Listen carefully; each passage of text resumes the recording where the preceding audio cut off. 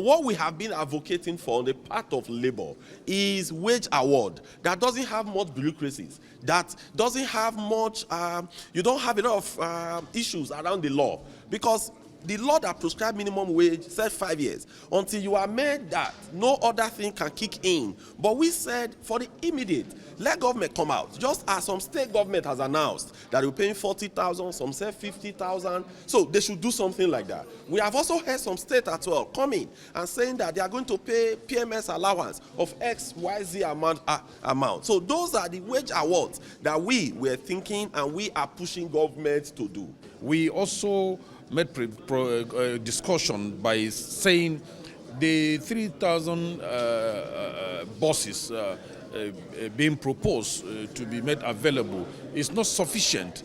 Ordinarily, when you divide it by the number of states we have, it won't take us anywhere. So these discussions are ongoing, and the government came with an appeal of shifting the intended protest tomorrow. We say, no, this is not something that for us to discuss here, because we have other organs of the union that we have to go back and look at it critically, because the truth is that the truth remains facts that every Nigerian out there is waiting, boiling out there to see what will come out of this very meeting. We equally pleaded with him that buses should be put across all our higher institutions to enable us cope with the fuel subsidy period, which he has approved that. I'm sure that you people know yesterday with that release we were able to get that. Then the next thing we are looking at is the issue of the palliative, how it goes to make sure that we are able to get it right. Basically, we laid out the plans and the interventions of Mr. President, as you all heard in his broadcast yesterday.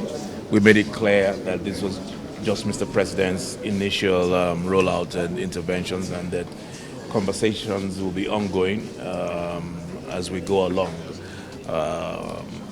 And we appeal to Labour. We did appeal to Labour to call up their protest for tomorrow. We found listening ears here, and they did agree that they all accepted that Mr. President's broadcast was a welcome development, and that they'll go back home to talk to the other leaders that are not present today. So we're hopeful that they will do the right thing and call off the strike tomorrow.